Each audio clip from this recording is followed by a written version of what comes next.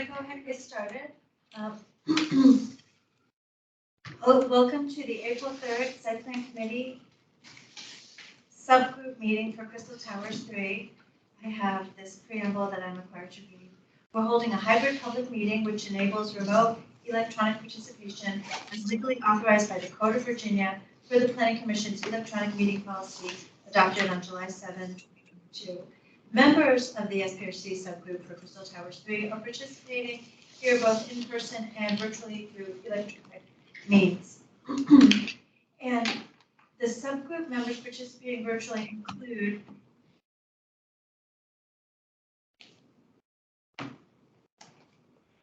Joe McIntyre from C2E2, Jim Lantelmi from Planning Commission,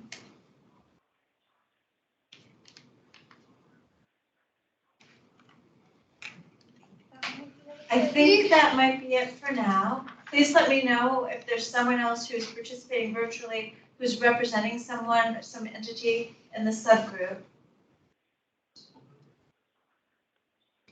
No, I don't think so. Okay, excellent. At this time, I'd like to orient everyone to our hybrid environment and cover a few specifics about how the meeting will run. Members of the public may attend here in person or electronically using the Teams link provided on the SPRC webpage, the project webpage, the county's events calendar, and the email notifications sent to SPRC email subscribers. And there's a dial-in phone option for those who wish to use it. For our subgroup members joining virtually, if you lose internet connection during the meeting, please reconnect by phone. Keep your phones and devices muted until you're called upon. Turn off sound to any devices around you to minimize interference. Please turn off your video feed until we have our discussion. The meeting chat is active to serve two purposes: for the SPRC subgroup members who are joining us virtually who need technical assistance, and for members of the public to let us know that you would like to speak during public comment at the end of the meeting. The chat is not used for discussions. All comments have to be shared verbally for the record during the assigned public comment period. If subgroup members participating virtually wish to be recognized to speak on an item during the course of the meeting, turn on your video feed and raise your hand, your virtual hand in the Teams forum. I'll monitor the video feed that are on as an indicator of who would like to speak. And subgroup members who are participating via phone today without the video option, announce your name and the group you're representing now, and then I will verbally check in with you to see if you'd like to be recognized. Are there any subgroup members joining us via phone? We do have one phone number. I'm not sure.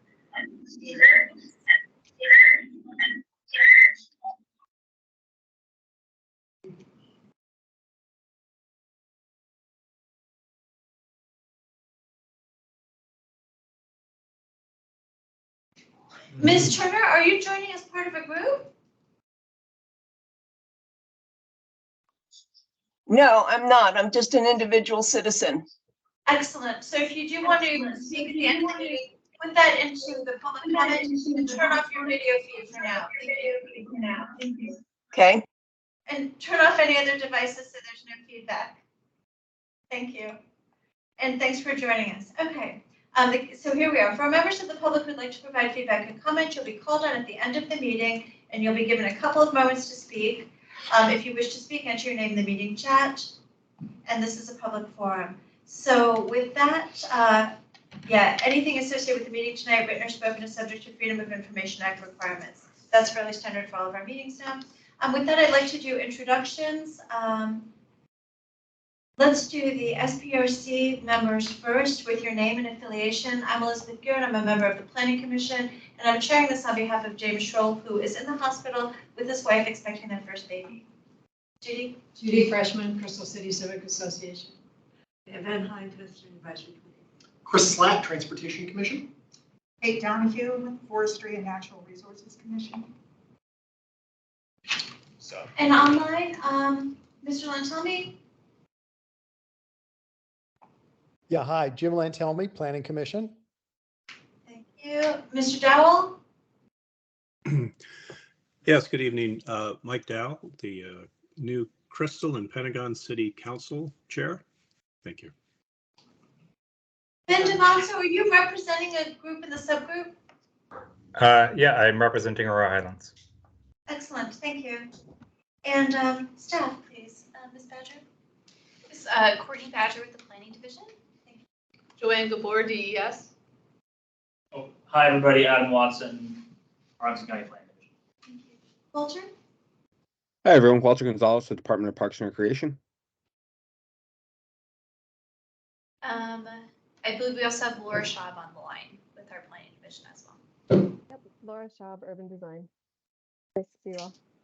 Thank you. And Joan McIntyre, Climate Change, Energy and Environment Commission. Thank you, Joan. I'm sorry, I didn't mean to overlook you. I already had you on my list. Thank you. Thank you. Okay, and then applicant. Robert Vaughn, Wet Properties, the applicant. Lauren Helgeson, Studio 39, landscape architect. You again. Elise Bertie with Grove Slate Transportation. And Jake Hermley, Grove Slate, also transportation. Excellent, thank you. All right, I think that's. Online, Nick Cummings, Walsh Colucci, land use attorney. I would have been there in person this evening, but my kids gave me the stomach flu, so here I am. I'm sorry, Nick. Hope you have a speedy recovery.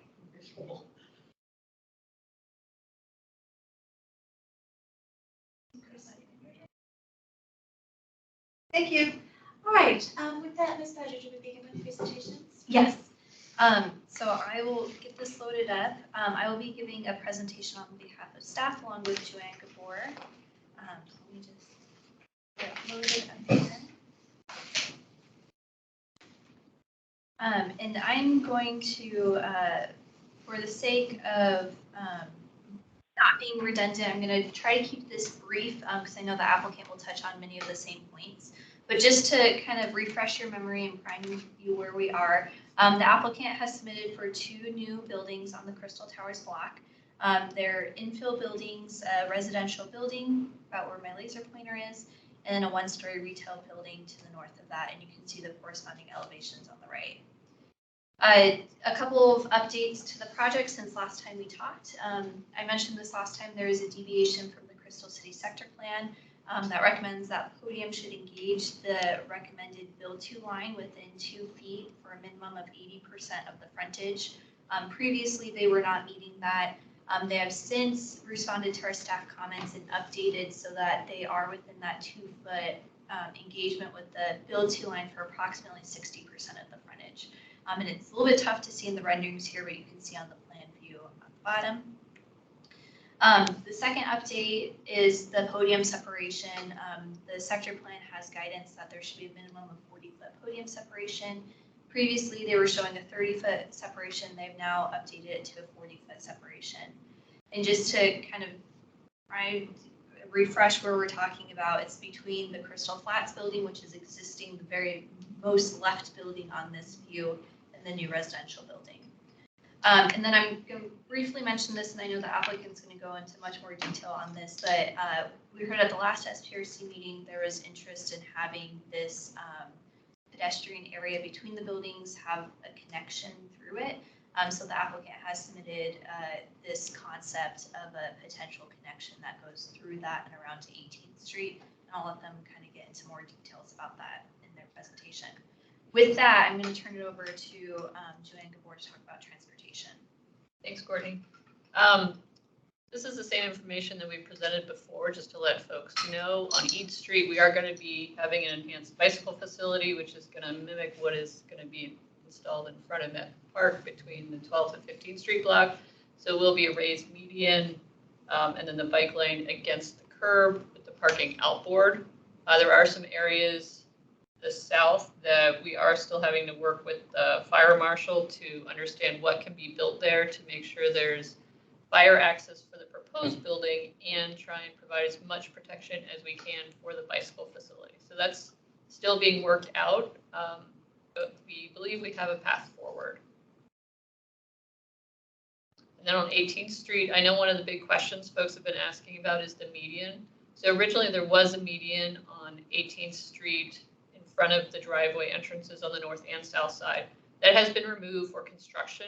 When our project is completed this fall, the median will be returned. So all those driveway entrances, again, on the north and south side of 18th Street in this vicinity will be right in, right out only. And then parking and circulation, there is going to be some new garage access And I believe the applicant will talk about that a little more in depth. They are looking at a 0.3 residential parking ratio. This does reduce spaces for the existing units on site, but it does provide bicycle parking for the retail and the residential units. In addition, there are additional loading docks that will be utilized for the proposed buildings. Okay, thanks, Joanne. So now shifting over to open space. So the sector plan identifies the space on 15th Street and South 8th Street as an existing open space, and that's number 18. It's labeled as an existing park plaza, and the recommendation is to have it a landscaped corner with trees and paths, which is what's there now. It does call for a target size of 6,000 square feet with an asterisk that that's subject to refinement. And I just want to go into just a little bit of history on this corner. So when the LOFS 590 was approved back in February of 2002, it was approved with the condition that they record a public access easement on this corner. So they did that in 2004, and that size is roughly 4,300 square feet. The applicant for this project is now proposing to add on to that and to add approximately 700 square foot public access easement. So it would bring the space up to over 5,000 square feet.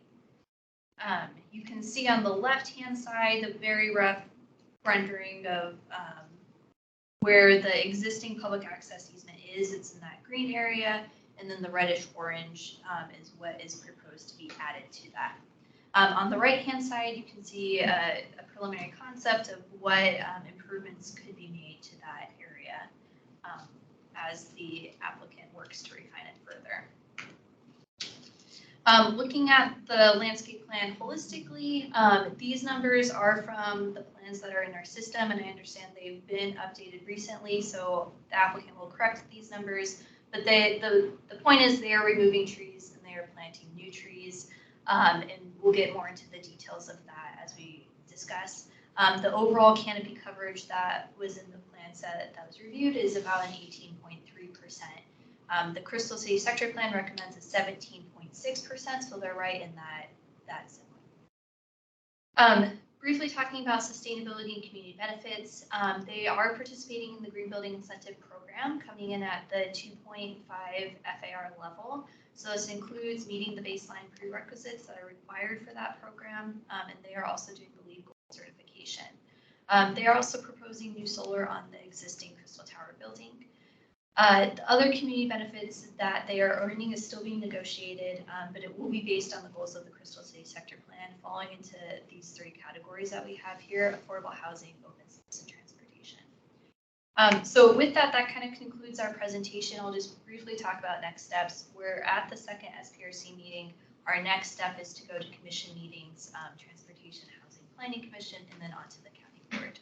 So with that, I'll turn it back to you, Commissioner Gearin. And I will stop sharing my screen. Thank you. That was very efficient. That was 6 minutes. Thank you. Okay. Turning this over to the applicant. Thank you. That's a maximum of 15 minutes. Maximum of 15 minutes. I anticipate being more than 6. Yes. Then we can get to discussion at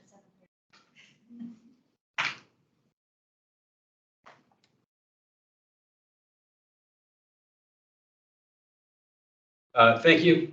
As I mentioned earlier, my name is Robert Vaughn. I'm head of development for Dweck Properties, and here today to talk about our Crystal Towers 3 application. As a brief summary, I'll go through the revisions in a little bit more detail than staff. I will talk about parking, both existing and proposed, as well as our strategy for pickup and drop-off. Talk about the changes to site circulation, the changes and really modernization of the each street, streetscape and sidewalks. Talk a lot about trees, both impacts as well as the proposed plantings. Get into a little bit more detail about open space, and then also talk about sustainability, as well as touching very briefly on construction phasing at the end. To orient everybody, we are on the Crystal Towers property, and really the portion of the Crystal Towers property fronting southeast, but this is the block, just one block south of Amazon's new Mets buildings, and bounded by 15th, Fern, 18th, So as staff's presentation noted, in response to the comments received during SPRC 1, we have revised the podium separation to meet the 40-foot design guideline from the sector plan. We have been able to find a way to incorporate through block pedestrian access utilizing a fully ADA compliant ramp. And then we also have taken a fresh approach towards the concept of what that south sidewalk area could be, putting additional overhead lighting, specialty paving, as well as working in additional plantings. And then we have revised the retail frontage. So jumping into the podium separation, the original application included a 30-foot separation between the north portion of Crystal Flats and the south portion of the proposed building. That has been revised to 40 feet. Along with those changes, we have had to rework the back of house corridor. We have lost a little bit of retail space, and we've also had to scale down the size of the bike room. But the benefit of that is that it allowed us additional space to rethink what the experience in that south sidewalk could be. And so here we have a continual ramp that goes from each street, moving left across the page. It meets an elevation where you have the back of house corridor coming that provides access to the pet spa and bicycle storage facility, and then ramps up again to move over around Crystal Flats. The one thing I would note, and one of the reasons that this became relatively complicated, was how do we keep the outdoor dining for the retail at an elevation consistent with the sidewalk? So we've done that through the incorporation of a retaining wall. So this will be a retaining wall here. So you will have essentially a flat elevation for the outdoor retail dining that is accessible off of the sidewalk. This area will ramp up, and then you'll have a flat spot again, providing access into the building, and then you'll have another section of ramping.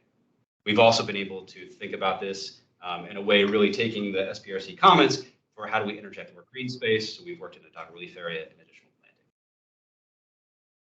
One of the unfortunate impacts that we realized when we continued that concept all the way through was that we were able to get people around Crystal Flats, but then they had nowhere to go. And so we have introduced a sidewalk that connects that pedestrian passage down to 18th Street. But as you can see in the photo on the bottom left, that is currently existing parking, and we would need to remove 4 additional trees in order to accommodate that sidewalk connection. So I'm sure we can talk about that in more detail later. And then on the revised retail, based on continued discussions with staff, we have been able to revise the engagement of that retail frontage to meet the 2-foot distance from the recommended build-to line for about 60%. The portion that has remained at 5 feet is really in coordination with the location of the underground electrical vault. So that's what's really driving our inability to bring the entirety of the frontage out. And so here, we didn't have sufficient time in order to develop the specific rendering that might show this best, but you can see the previous submission on the left. And then on the revised plan, you can see how that facade starts to step out. So it steps out about 3 feet to create that to create the 2-foot engagement with the build-to line. So now moving on, talking about parking. The existing Crystal Towers building has 931 parking spaces. And so that's divided up between surface parking spaces, a single level of below-grade parking underneath Crystal Towers, and then additional parking located in Lost 590. We have been monitoring utilization over the past several years, and utilization has typically trended between 0.75 to 0.8. And at 0.8, that would imply a kind of in-place demand of 730 spaces. And so one of the core elements that was driving the plan from its inception was we knew that we had underutilized surface parking.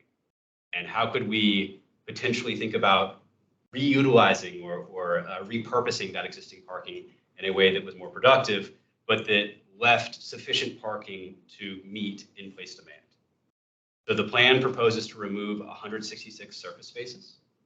And overall, that leaves 737 spaces to serve the existing Crystal Towers building. So additionally, we have found 30 surface spaces that would be allocated towards the single-story retail, which we think will provide significant interest from tenants and help to differentiate us in the market from much of the retail that is either being constructed or being proposed in this area where there is little to no retail parking allocated.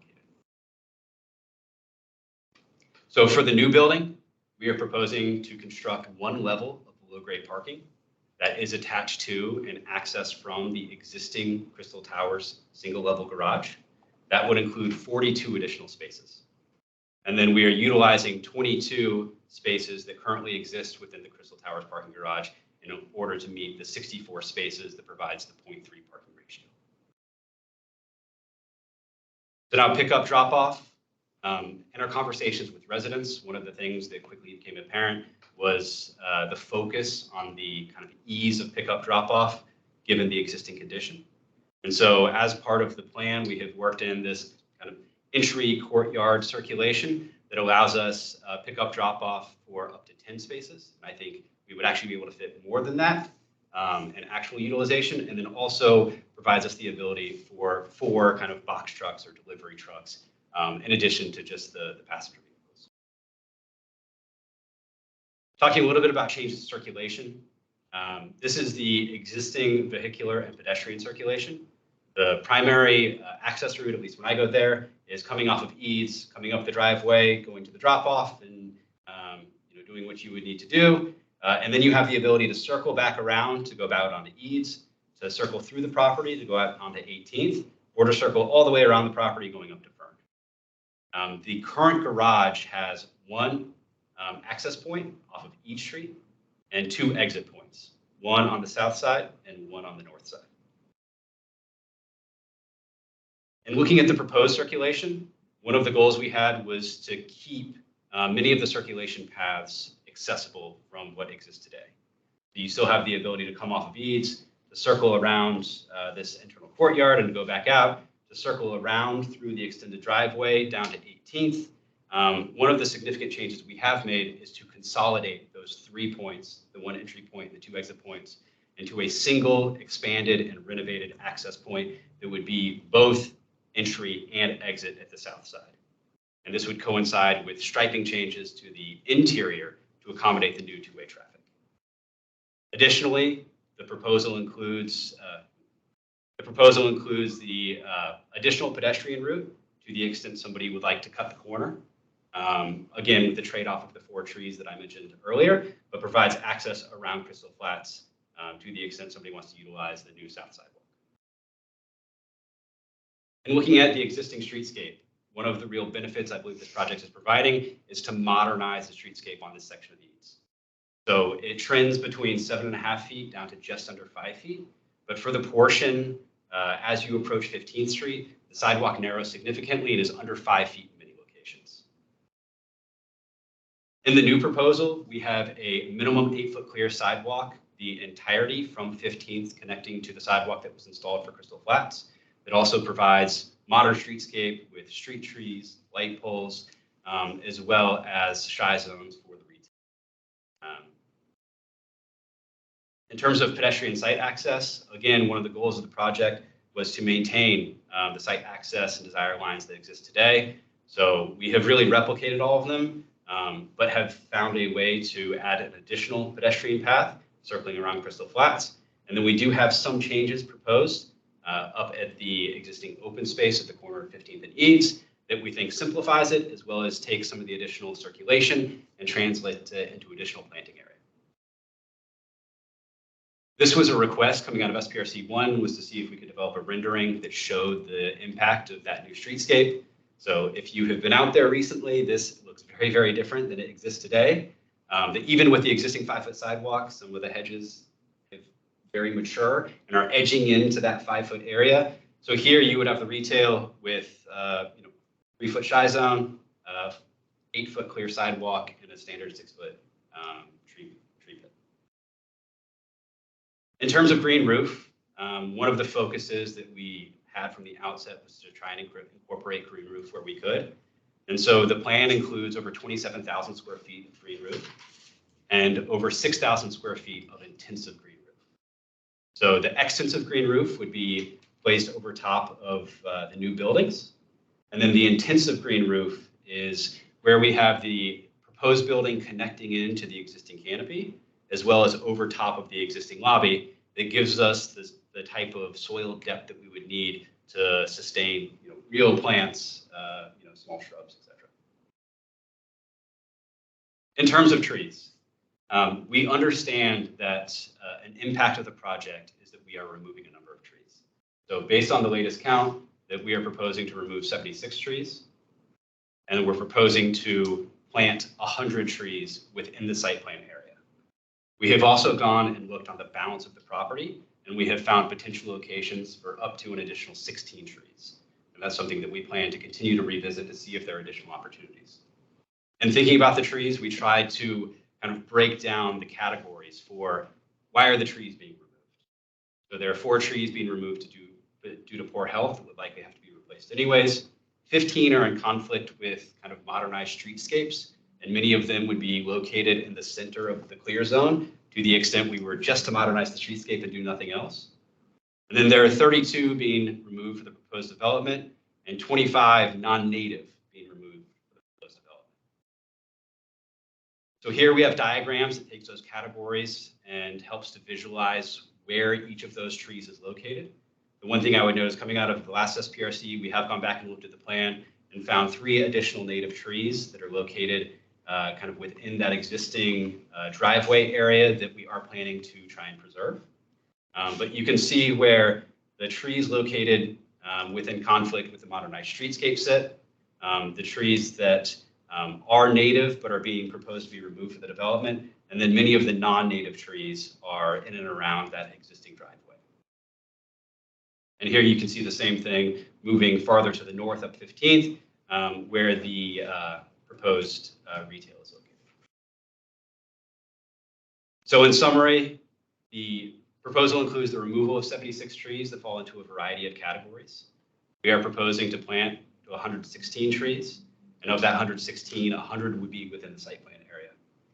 Due to the difference in the tree replacement value calculation, largely due to the fact that we are removing a number of very mature trees and we would be planting not mature trees, a contribution will be made to the Arlington County Canopy Fund based on a final landscape. So on the open space, adding on to the information that staff presented, the one additional note that I would make is that when Lost 590 was constructed and when the easement at the corner was provided, as well as when the sector plan was created, Lost 590 and Crystal Towers had common ownership. And so this, like in many instances in Crystal City, allowed for certain thoughts that because ownership has subsequently transferred are very difficult to try and figure out how to adjudicate today. So of the 6,000 square feet that is located generally at the corner, it appears that a certain portion looks like it falls on Lost 590's property and a certain portion falls on Crystal Towers property. So the 700 square feet that we are proposing to add on to the existing easement gets that open space area up above 5,000 square feet. And then just looking at the diagram, it appears that the remaining 1,000 square feet or so falls on Lost 590 property that could be provided at some point in the future to the extent they were to move forward. But we do feel that we are kind of advancing the goals of the sector plan. And so here's another location where you do have a very small sidewalk in the existing condition. If you've been out there, this existing diagram is actually a little bit outdated because of the work going on from METS, where they've been adding in the protected bike lane and the bus shelter. But that area does have less than a 6-foot sidewalk. So one of the key enhancements that we looked at was how do we expand that sidewalk given what we think will be the increase in pedestrian traffic? And then how do we incorporate additional elements that help to define that pocket park and provide it a use as opposed to just being a landscaped area provided for circulation. And so you can see the outdoor area with public tables and chairs that we think will be utilized not only by our proposed retail, but by the retail that's coming all along each street with Amazon opening up. We have expanded landscape zones and expanded plantings that we think will help to address this. I'll go really fast. So here's the existing condition, and here's the proposed condition, which we believe is an improvement. On sustainability, we're meeting the prerequisites for the 0.25 bonus FAR. One of the things I do want to touch on, because it is a little bit new, is for the renewable energy. Compliance pathway 1 for on-site renewable energy would require approximately a 35 kilowatt solar array on the building. Given a lot of the restrictions around roof area, we are instead proposing a 65 kilowatt array located on a portion of the existing Crystal Towers North building.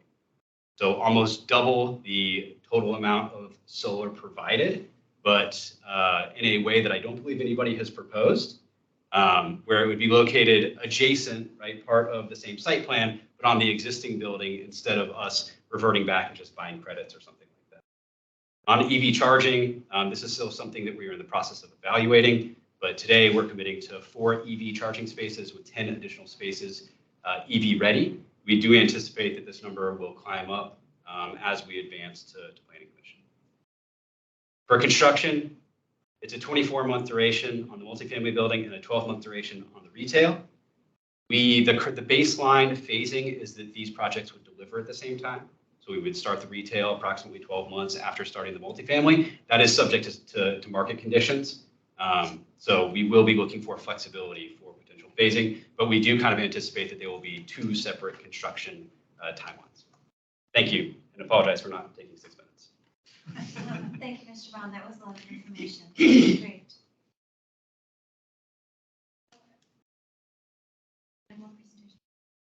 Thank you.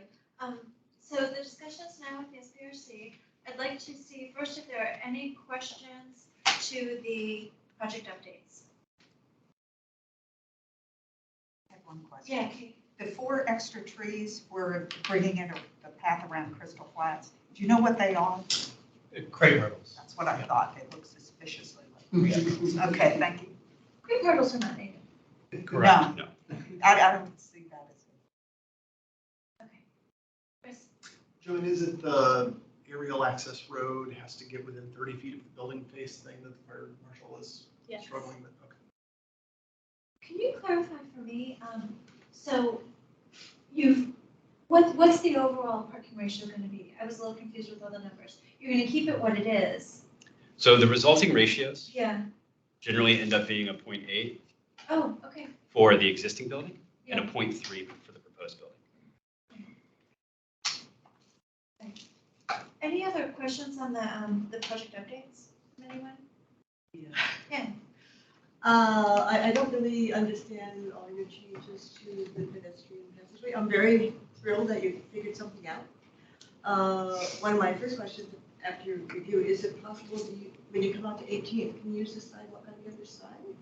Is there a sidewalk on the other side of that driveway? There's not a sidewalk on the other side. We've looked at that Oh, we're in the street and we were doing the tour, I guess. to try and jump across the driveway and then get to a sidewalk. And that sidewalk doesn't really, it bends away. So there's currently a path that can access through to that south garage exit, but there isn't a sidewalk coming out. That was my first thought as well. We need to figure out something on that. Correct. You partially explained why you have this retaining wall. Yes. And so when I'm starting to go down the path from east to west, I'm initially lower than the wall, and then when it ramps up, I'll be of the same height as the wall. So as you step off of each street, Yeah. both will be at the same elevation. Okay. The retail will continue at an elevation consistent with the sidewalk elevation of ease. But in order to make up the 6.5 feet between each street and the location adjacent to the loading dock on the west side of Crystal Flats, we'll start to have the ramp go up. So this will stay flat and this will go up. And at some point, I'm at the height of the wall, or close to the height of the wall? So we'll need to incorporate a handrail detail so that both to separate the retail dining from. Section. Yeah, and the design of the wall is a specific doing the retaining wall? I mean, it's taking up a huge amount of space. You're creating a really large cafe zone there, and it looks like it's a really narrow pinch point for the walkway. I think at that point, the walkway is probably at least 8 feet. Yeah. Yeah. This is the, looked to me like it was the space that we lost and built. In other words, that the alleyway, or whatever you call it, is roughly the same that you had at a walkway ramp. But the Yeah, to some building- degree, But yeah. the building footprint The building moved makes away. up for it. Yeah. Correct. And one clarification on that, when Robert's talking about ramping technically is over 5%. This is less than 5%. Yeah. Yeah, I saw it like. Yeah. Yeah, I'm very impressed that you figured this out. I'm not trying to really understand. One other comment question, you have, if I'm understanding the slide right, you have a dog peeing area and then an area with fun kind of chairs.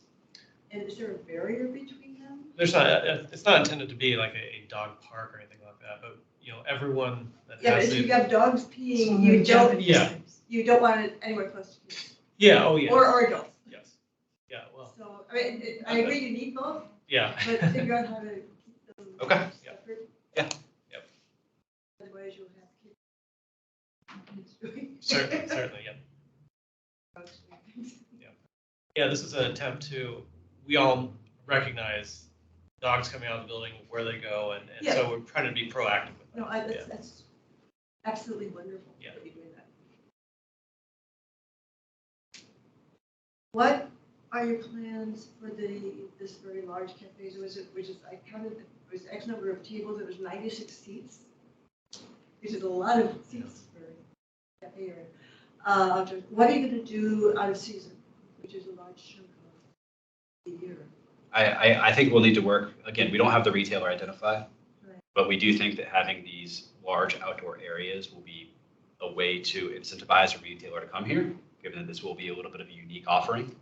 So in terms of the specific kind of operations and how it works, I don't know that we have that fully figured out, but we can go and think through and see what we might be able to do and talk to some potential tenants to see how they might handle it, whether it would be 3-season or whether they would build temporary enclosures.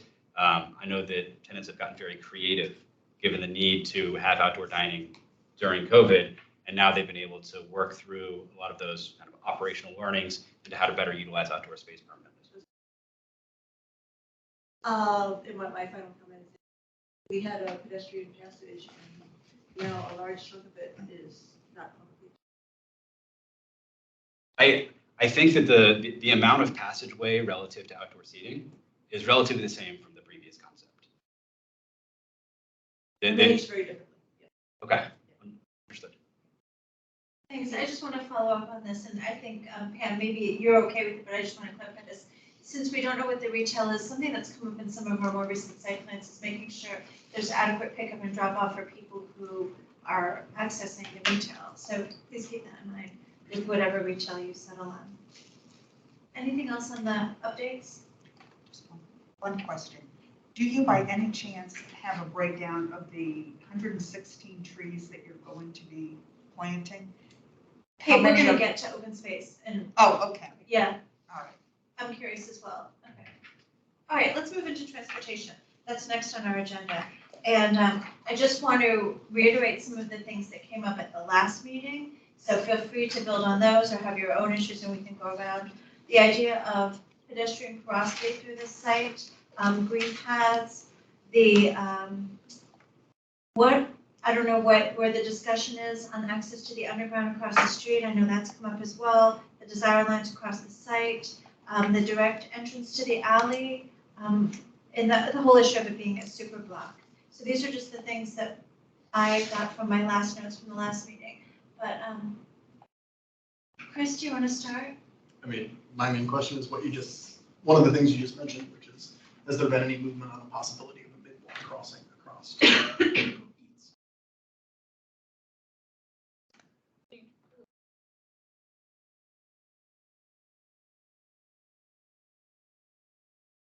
In the meantime, is the parking fungible? Because you noted the lofts as potential parking sites, so anybody can park. So through an existing agreement with lofts, Yeah. a portion of the parking in the underground garage underneath Loft 590 is allocated to support Crystal Towers. Okay. And flats? But there's. Flats is separate. Judy, go ahead. So there's. No, I was just saying that the garage parking is a sign. Yes. I drove around here and I found it very confusing. And when there was, I've been there Yeah. a long time, so I lived through part of the garage rehab, the first part. And I was moved to a loft space, but I was in assigned space. I had to use that space and then move back. Anybody who doesn't pay to park in the garage is parks on the, is free for all. Excellent. Well, we'll take that up next. That was one of my questions. Okay, to Chris's question about mid-block crossing on needs. So I just want to pull this up, so if folks are like me and more visual people, we have something at the same time.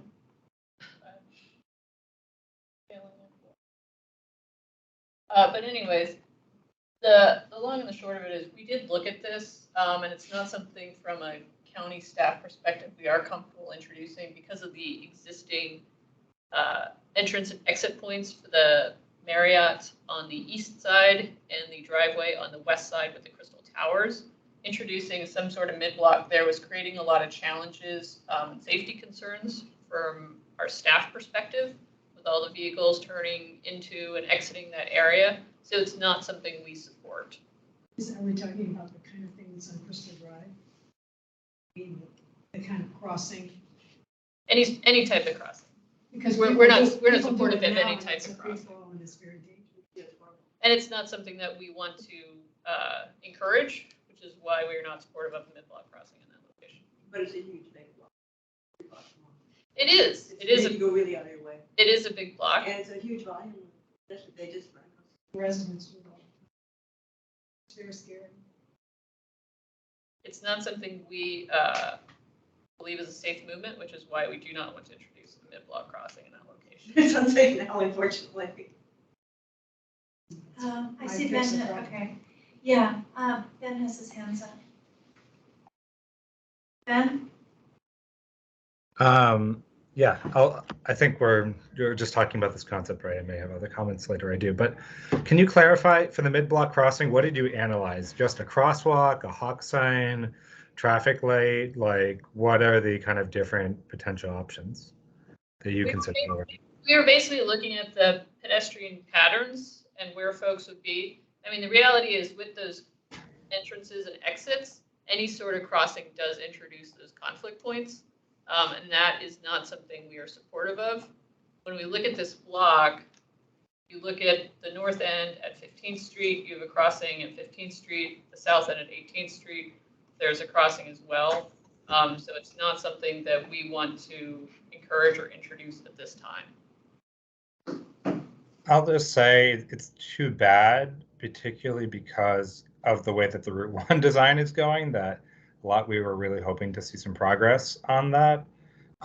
This would be a major way to encourage people to use the underground and be able to bypass eventually an at-grade Route 1. And a lot of people who live on that site, I'd really encourage doing all we can, even if it needs some pretty significant investments to identify and invest in a mid-block crossing there.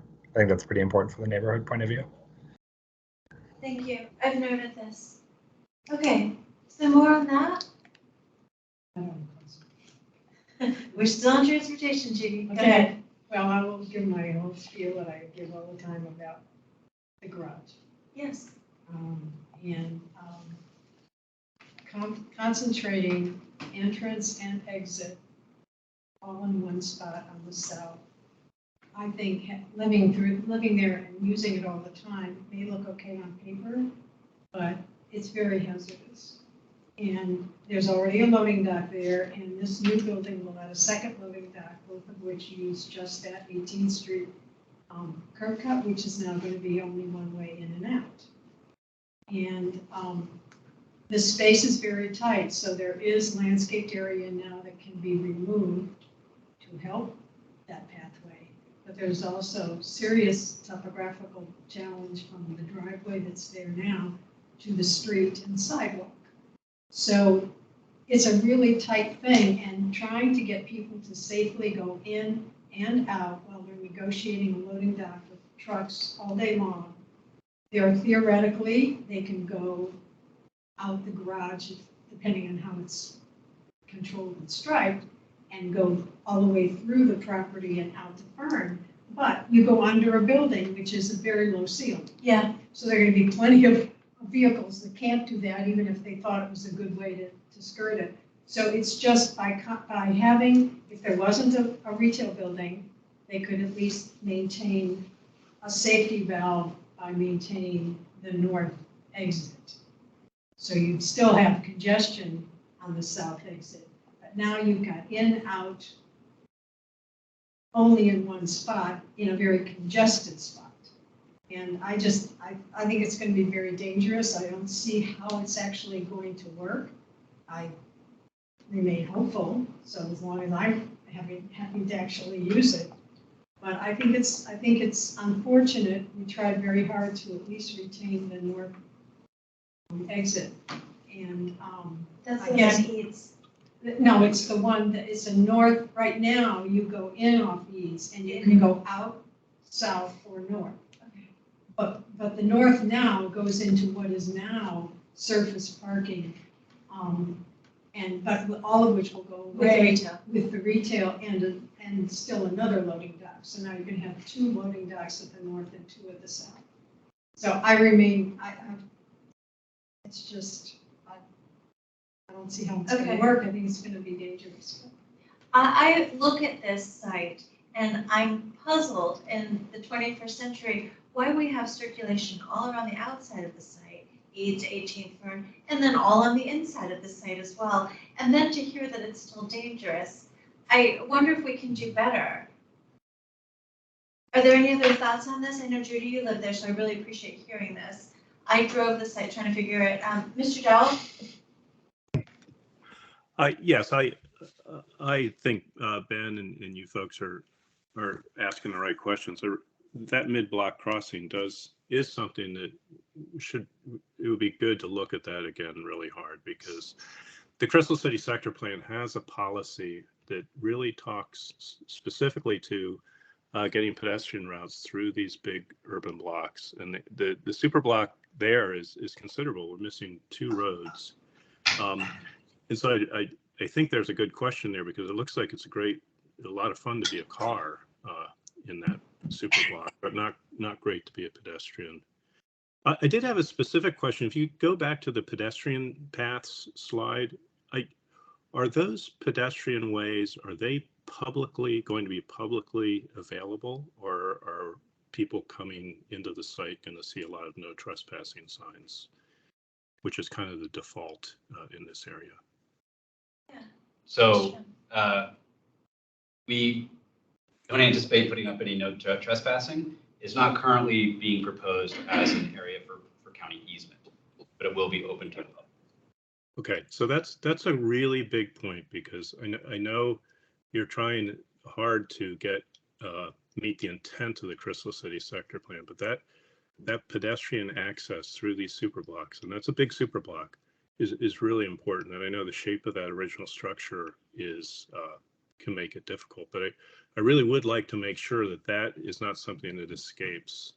I would really like those, to meet the intent of the sector plan, for those pedestrian routes to be available to the public, with, in the full sense of it, with no new trespassing signs or long lists of rules. Just make it so the public can walk through. Thank you. Thank you.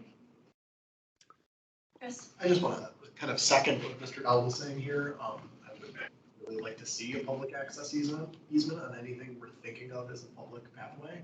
We've seen on far too many other site plans where when we don't get that public access easement, there's one cranky resident who decides that vagrants are walking down the sidewalk and sleeping or something, and that it's unsafe, and all of a sudden that public access goes away, and the county has no recourse if there's not a public access easement. Maybe there's a way to do it as a site plan condition that's not an easement. But we've had far too many things that we thought in site plan review where public access just disappear, and been told, as residents, well, they can do that. We don't have a public access easement. There's nothing we can do. Thanks. Yeah, I think right now, because of the existing, it's not just that they're existing towers, it's that they're connected in such a way that it's really one ginormous footprint. So the only way and it's all secured. So even if you live there, you can't just open doors and go through any old way. And so the only way people can go through the site from east to west is to follow the pavement. So walk with the cars around this way, that's still going to be an option, because those pathways are going to remain, but they're going to be streets essentially. I can't see how living there, I can't see how you would connect through the block, because the buildings are impervious. I have a question about the parking. So since the overall parking on this site that you've documented over the last couple of years, the usage ratio is about just like 0.8 or slightly less, but you're proposing to have 0.3 for the new development. How is that going to work out? Do some people pay for parking and it's reserved and the rest just find what's available? Everyone pays. Yeah, Okay. so that we would have a certain number of spaces, allocated towards the new development. And then, if they ran out of permits, then we would not provide. So we have wanted to make sure that we are ensuring sufficient parking supply in order to meet in-place demand for the existing residents. And so we feel that we have been able to strike that balance with the number of spaces that we're taking away relative to the number of spaces that are being reserved for the existing building, then providing parking at a more aggressive ratio, right? But that would be available for the new tower. So the idea is anyone can elect to purchase a parking space. Yes. And then when they're gone, they're gone. Do some people buy two, or is it one per unit? It would be depending on how much supply we have. That if we started to have if we started to have less demand, then we would offer up a second space. Understood. Okay. Right. That's helpful. Yeah, Jim and Ben have had their hands up. So Jim, want to tell me, and then Ben? Yeah, hi, thanks. Yeah, I just want to join the discussion on the mid-block crossing and the circulation internal to the site. And then I want to align myself with the other commenters. Certainly, these are very long blocks. If there's any way we could have mid-block crossings, I'm definitely in support of that. To say, well, that's where the driveways come out, so it's dangerous. Well, a street comes out, it's dangerous. And we have crossings at every corner. So I'm not sure that really works for me as a reason not to have a mid-block crossing. Having signalizing it, if we have to do that, we do that. But other than that, we have lots of streets coming into intersections that don't have street lights. I mean, street signals, but we do have crossings. So, a mid-road, the desire is going to be there. People are going to be doing it. I think it's safer if we make it official rather than just let people be crossing wherever they want to cross, because they don't want to walk all the way to the end of the block, which is a really long block. As far as the internal circulation, we had a discussion like this when we were having the SBRCs for Crystal Houses just south of this site. And one of the things I think, if I remember, we came up with was we had those internal circulation streets be more like streets. They have sidewalks. When we were still looking for parking, we would allow parking, but it would have to be parallel, parallel parking, not head-in parking. So it read like a street, so that there would be that circulation through the Crystal Houses site. And I think it came out pretty much that way, that there are sidewalks, should it get built, but there would be sidewalks along those internal circulation streets. They do read like streets. If we had something like that here too, that it isn't just for cars cutting through, that it really is something that people would want to walk on, and it's obvious where they would walk on it. They don't have to feel nervous about it. So, we could look to other sites where we have similar issues and use that as instructive. Thank you. Thank you. Ben DeFonso, then Sarah, then Joe McIntyre. I was going to actually say the same thing as Commissioner LaTelmy about Crystal House, except to say it more in the framing of, and it's going to connect our two issues today. It'd be really, and I've encouraged the applicant to do this more informally. We have so much on-site parking and so much street parking, and I think we really need to undo the tower in the park, or this is really the tower in the parking lot style building we have, and there's so much surface parking that could really be turned into streets, into trees, into greenery. So it would really encourage, because especially we're losing so many mature trees, and that's getting to the next topic, but I'm framing it as a parking issue. We should really try, this is going to be probably our last opportunity. I don't think there's going to be future building on this site to get rid of some of these really, the surface parking that does not match the character of the neighborhood in the direction we're going. I did want to say I appreciate the improved pedestrian circulation and the connection now between the pedestrian area. Although I do hope that it's really well lit, right? Especially if you have a building on one side and a retention wall on the other with the seating above it, particularly when you don't have that restaurant being used, that area could become a little unsafe feeling, dark, unless you have it really well lit. So I'd encourage the applicant to think about what kind of lighting elements they could do to make that sort of a safe, welcoming area. Thanks, Ben. Sarah? I wanted to pull the thread a little bit more on the number of parking spaces allocated per unit. So the building that's currently on the site, I guess that's the lofts, are those residents allowed to purchase more than one parking space? So currently they are. Yes. Okay, currently they are, but some portion of the space in that are going to be allocated to the new tower. So currently there are 931 spaces. Okay. Or 912 units. Okay. That looking at utilization over the past several years, Yeah. not all of those spaces are being utilized. Okay. So utilization over the past several years varied, let's say between 0.75. Okay. And so one of the goals of the project from the kind of inception was to ensure that we were preserving sufficient parking to meet in-place demand. Okay, the existing residents. Okay. So with the new tower, the thinking is that we'll see where demand is, and then potentially some units would have the opportunity to purchase a second parking pass, but it's not guaranteed. Correct. Will there be an impact on the existing units in the loft building? Would they also find their ability to have a second parking space go away? I'm just trying to understand. Yeah, so on the site, you have Lost 590, which has their own parking. Yeah. We do not own Lost 590. Got it, okay. And so they have their own parking. That Crystal Towers has spots within Loft's garage. Then, okay. Where our residents can park. Okay, so the arrangement is simply with use of the garage spaces, not, okay.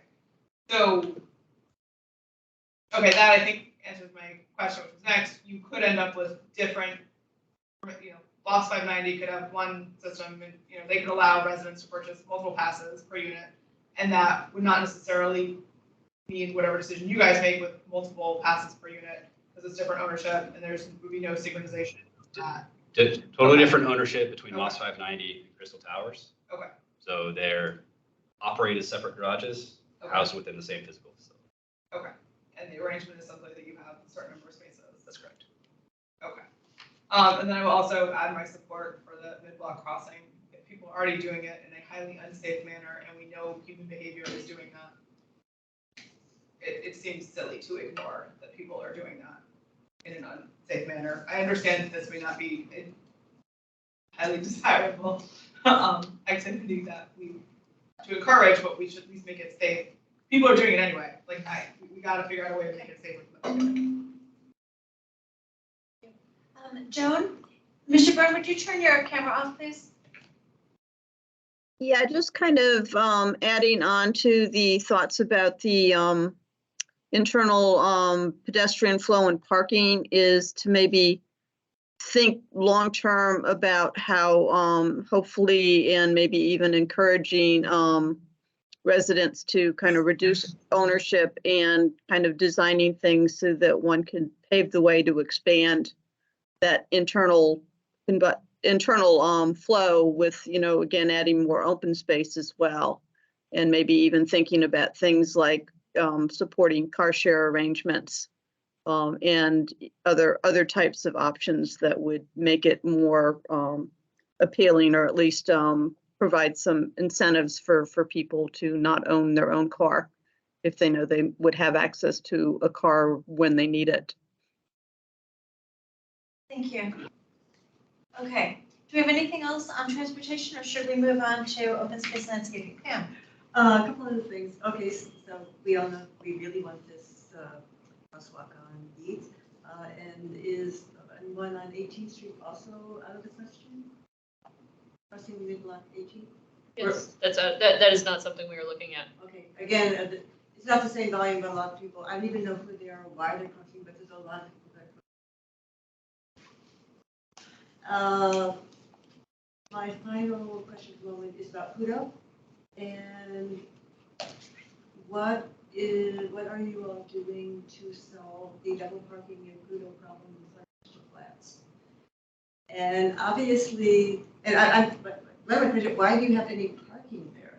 I mean, there's such a high demand for Pluto parking there. Why isn't it just Pluto parking? There's a constant flow of vehicles for dropping off people, picking up people, dropping off stuff. It's nonstop, and to have people park there, and they legitimately park there, why? And where, and especially if you're picking somebody up, they want to be dropped off there. They don't want to be dropped off internal to the Crystal Tower site. The door, the entranceway is right there. So can we fix that? It's a major problem. It's going to be even worse when you put the median back. It's going to really tighten up the space. I'm thrilled that you're putting the median back. I think that's good. I miss the median a lot. Except you're going to get a lot more people, a lot more U-turns there, because people have to, like, well, they have to go around. And you're going to get people driving the wrong way, which happens so often when you have median. I need some clarification about what frontage you're talking about. Sorry, For instance, this is the Crystal Towers, so you're talking about not Crystal Towers frontage? Yeah, Crystal Flats which is also web. Yes. Yeah, the first. On East Street or 18th Street? 18th. This is 18th Street. That's wrong. There is parking, legitimate paid parking, right in front of that building for that block, and why? It might be better used as sort of a drop trash development coming in, yeah. So it's something the owner, Robert, can request the county to look at changing the use. I mean, it's the county right away, so we control how the spaces are managed. So unless someone comes to us and says we'd like to change it, we don't have the resources or time, quite frankly, to drive around and just. I'm asking Robert to ask you. I can submit that. It's totally independent of the site plan. I will look into this and I will talk to the county. Okay. I think the other thing though, would you mind pulling up that 18th Street slide? I wanted to look and see how much parking we have going back there, because part of the 18th Street Complete Street project is introducing that protected bicycle facility on that north and south side. So there actually isn't going to be any parking along the 18th Street frontage. So Robert cannot ask us. So don't do that. No. We will ask about the East Street frontage, that there is paid parking. And we have heard that there is the double parking issue. So I certainly think that that's something that we can talk to staff about and see if we can get that. Yeah. Understood. Yeah, so when they redesign East, since they are going to be doing some changes all the way down to 18th, you all can look at requesting having those spaces. And even along your frontage of that retail building, if there's spaces there that you want to have, like a 15-minute passenger pick up and drop off or something, that's something we can work out with you, but that is outside of the site plan and is a space management issue. That's going to be the no parking zone. Well, I just meant in front of the retail building, so further north, Yeah, like okay. towards 15. Yes. So not just the Crystal Flats frontage, Yep. You have that opportunity to ask for it along all of Eads if there's certain areas you think make the most sense. Because I think, to your point, exactly. Once you get beyond the driveway, it's not a problem. It's just right in front of us. Right, but with the introduction of the retail building, Yeah. I could see folks, especially wanting to go to that retail building, depending on what retail is there, I could see folks wanting to utilize that area as opposed to go into the site and use the parking on site, especially if they're just running in to get This something. is my point from earlier as well. Thank you. Thanks, Joanne, for suggesting that, moving this along. Great idea. Yeah. Especially if you do create your passageway all the way through and create a sidewalk, and you might need to remove some of that parking, then you're really going to need some of that parking. The rest of it. Thank you. Yeah, thanks for sharing that as part of this. We understand that it is not. Jim, last question on transportation? Yeah, it's charging. You said you're going to be looking into having more charging stalls in the parking garage. So yeah, the more you can do, the better, because really there are going to be more and more electric cars. All manufacturers are going that way. So it's going to be in the interest of your tenants. The other thing is, in your bike room, you're going to have charging ability, because electric bikes are really growing. I don't think you want them to be charged up in the apartments, and I don't think people want to do that. So the bike room is going to have some sort of ability for people to be able to safely charge their bikes and lock them up. because they're getting really expensive. Those are my only comments. Thank you. Thank you. Have you already considered that? We are talking about it Okay, good. for how to accommodate that, not only within the proposed building, within our existing. Joan, last question on transportation. Yeah, just second the thought about the electrification, and might also want to look at some of the surface parking and opportunities for making or installing charging net stations there as well to accommodate, since much of your parking is the surface lots. And I don't know to what extent it might work to have charging with solar panels. Actually a little bit of shading, and of course fewer parking spaces overall. But again, thinking about going towards electric vehicles. Thank you. All right, we're going to move on to open space and landscaping in a moment. Prepare your questions. Here's my summary, what I heard on transportation. Very, very strong support for mid-block crossing on Eads. We understand where the county's coming from with it, but the reality is people are fallible and they're already crossing there. The idea of making the pedestrian paths through the site available, no trespassing signs, preference for public access easements for this. Looking at pickup drop-off opportunities, especially on Eads since 18th is no longer an issue, and exploring more charging opportunities both for the bikes and the cars, including some that are on site where you don't have to access the garage. Sounds good? Okay, good. All right, moving on to open space and landscaping. Kate, would you like to start? Awesome. Thank you. Do you know, out of the 116 trees that you're planning on planting, how many, do you have a count of how many are canopy trees and how many are understory trees? So the shade and large evergreen trees is 44. Okay.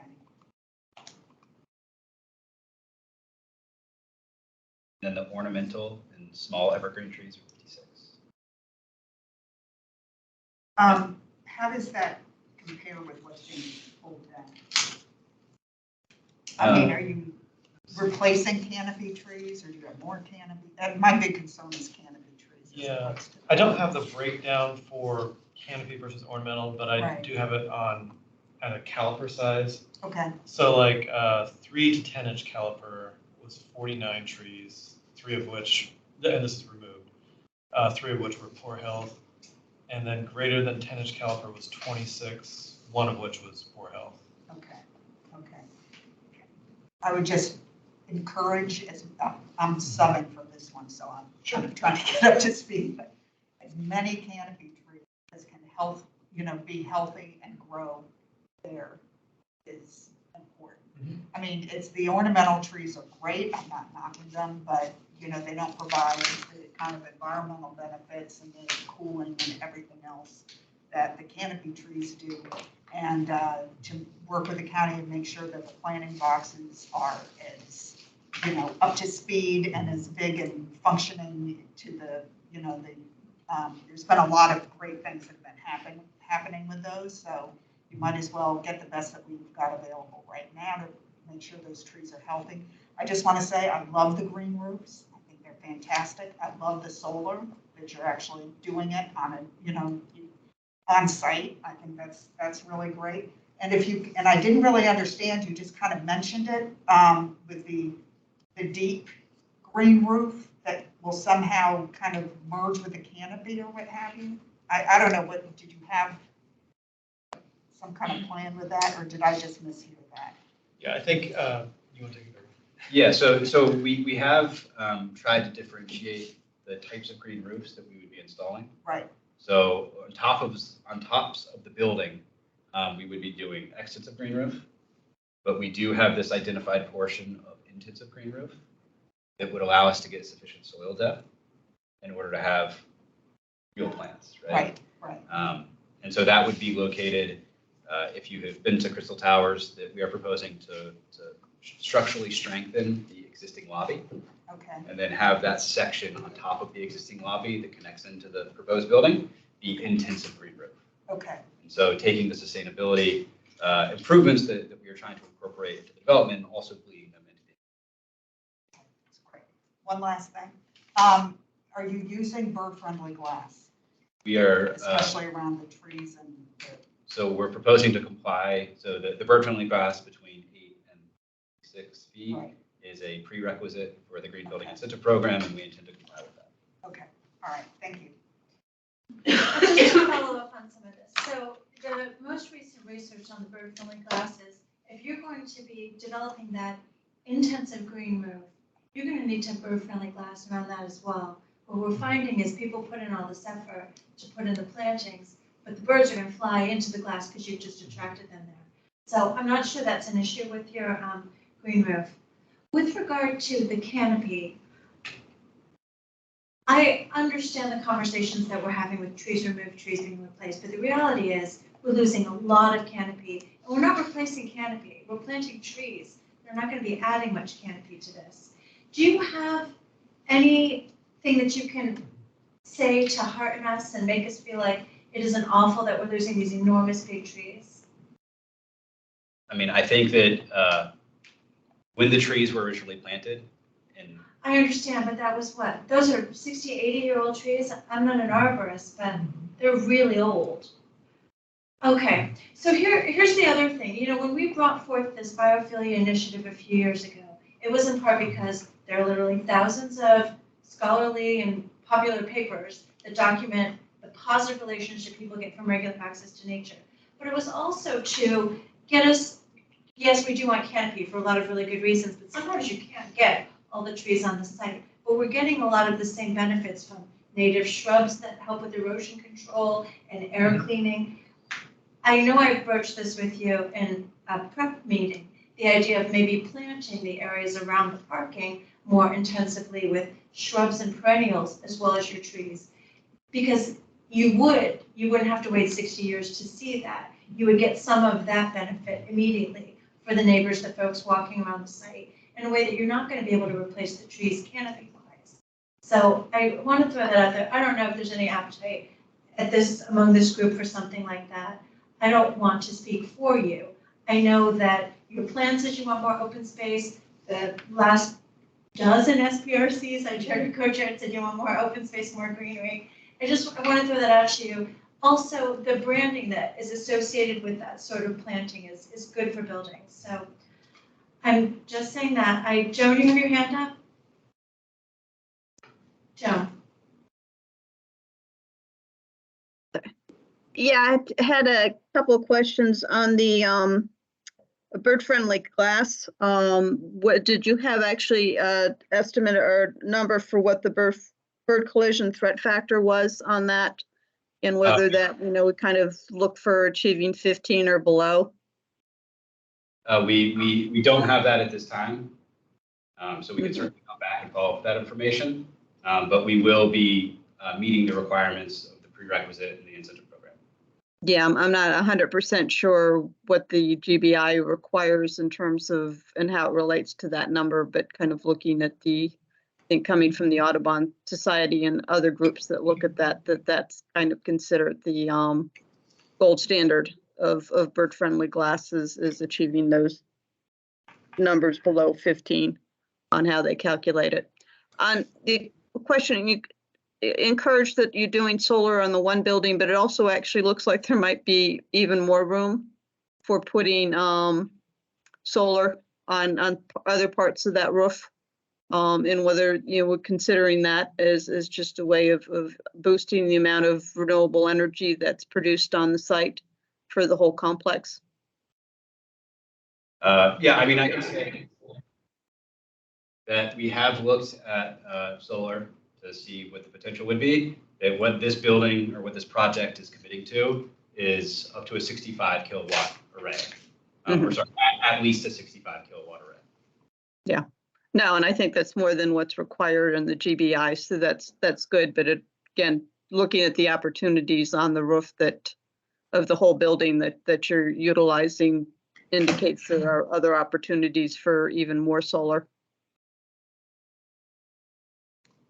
And Commissioner Guerin, to go back to a comment that you had, we will go back and look at more intensive planting opportunities around the existing parking. I would appreciate that. If this is a trend we have, And I know you and your colleagues, you've been working in this community for a while. We're adding a lot of people to this community. We don't really have the ability to add a lot of open space. So I think we have to do a really good job with the space that we have. And you do have that space there. You're not gonna plant on those little hills that go from the parking lot up to the sidewalk. You're not gonna do anything other than plant something there. You're not gonna build anything there. You don't have trees there now, so if you're gonna add trees, this is the time to add all the other plantings and not disturb the roots. I just feel like you have an opportunity. And I think it might go a long way. I saw it was done with the tree pits on one of the JBG properties where they added not just the trees, but the shrubs and the perennials. It looks really nice. It's a little mini habitat. We're not replacing anything. We're not really, but it looks nicer. The big pots with the multiple plants growing in them. Right.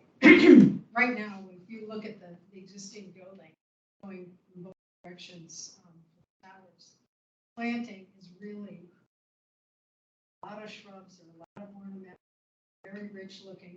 My understanding is that all that's going to be, which is really unfortunate. To reinforce your point, I used to look out and top of one of the trees. I remember that. In one of my apartments, Uh-huh. which was awesome. And I'm sure that big tree, well, it shouldn't have to go because it's not anywhere near the construction, but anyway. But I do think that if that can't be preserved, then that level of multi-layered, not necessarily canopy, because it certainly won't happen in my lifetime, but I think the notion of trying to make a richer environment for the pedestrian is really important. And it's very biophilic.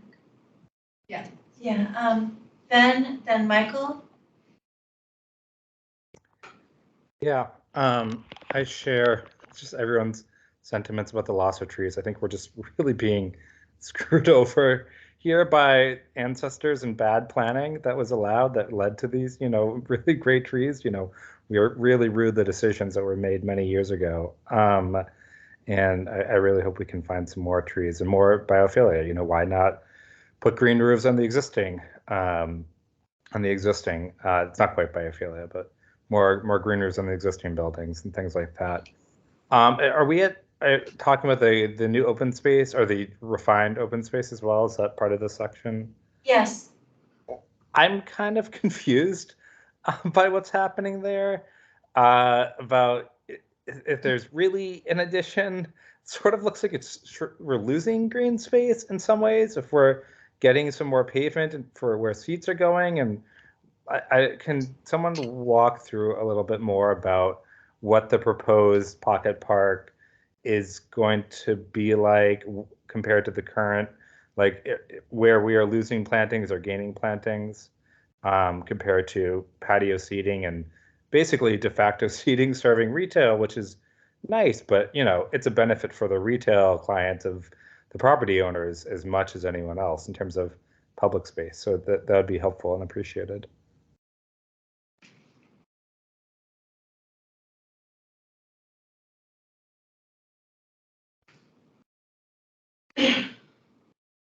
So here you can see the existing condition on the left and then the proposed on the right. This was really a concept put forth based on conversations with staff to try and provide a little bit more structure, purpose to the pocket park. That as a part of the baseline, we are expanding the easement area by 700 square feet. But to the extent that there are comments on the nature of these enhancements, we're certainly open to them. We do want to provide access back in between the buildings because that is how people going to the lost parking lot, come around the building if they were coming off of each street. So that was an important component.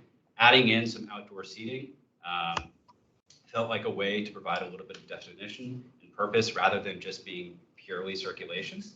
And then we have taken some of the pathways away and infilled it with green space in an attempt to, again, try and green up that corner as we can. So can you clarify the picture on the left, there's trees and plantings on the left side. Is that, and then it sort of gets replaced by what looks like part of the retail development? Is that currently not on the left side of the left picture, not part of the current easement? That is not part of the current easement.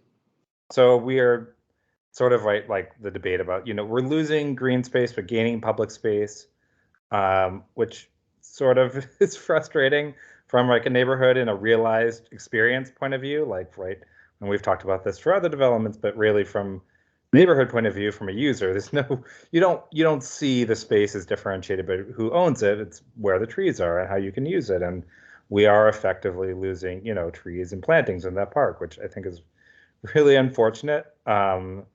It is sort of the way it is. I do think that an alternative to tables and plantings might be like enhanced green space, maybe like some interesting ways of thinking through sculptural seating with green space interspersed and plantings interspersed, rather than your just kind of typical tables and chairs that'll be used by, retail people and end up with food discarded, but sort of like maybe like a little mini refuge sort of thing where you can sit and relax, but not necessarily eat. So that's something to throw out to consider. But it is a little bit frustrating the way it's working out.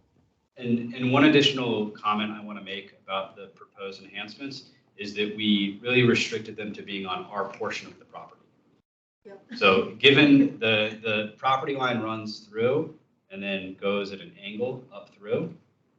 And so we are restricted, or we want to be restricted to just proposing the enhancements on our portion of the property, rather than going and proposing improvements on somebody else's property, because we're trying to be good neighbors.